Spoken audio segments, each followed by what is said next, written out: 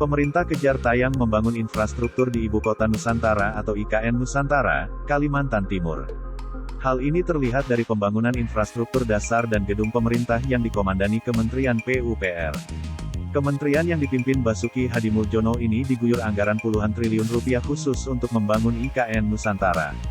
Namun, Menteri Keuangan Sri Mulyani mengungkap anggaran pembangunan IKN Nusantara tak hanya di Kementerian PUPR saja, melainkan juga teralokasi di Kementerian Perhubungan. Anggaran di Kemenhub ini untuk membangun pelabuhan dan bandara yang akan menunjang konektivitas ke IKN Nusantara.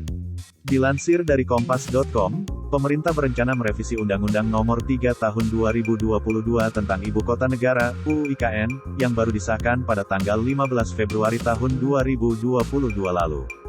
Revisi itu merupakan permintaan langsung dari Presiden Joko Widodo, Jokowi.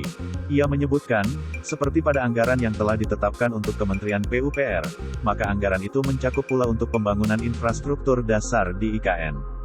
Di antaranya, pembangunan jalan tol, jalan nasional, hingga penyediaan air bersih.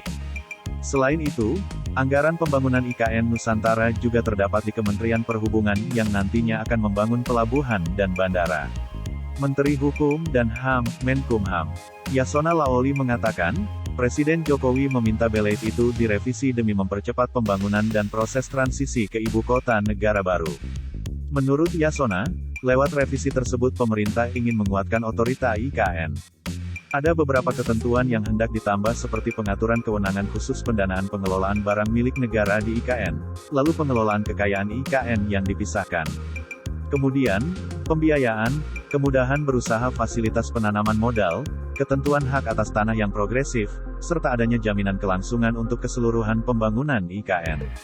Sementara itu, kondisi ekonomi Indonesia yang dibayangi resesi dikhawatirkan akan mengganggu pembangunan infrastruktur yang tengah berjalan di Ibu Kota Nusantara atau IKN Nusantara, Kalimantan Timur. Dilansir dari Kompas.com, Direktur Pengelolaan Dukungan Pemerintah dan Pembiayaan Infrastruktur Kemenkeu Brahmantio Isdioso mengungkapkan, dengan adanya partisipasi swasta pada pembangunan IKN Nusantara, diharapkan tidak mengganggu jalannya pembangunan proyek IKN saat ini.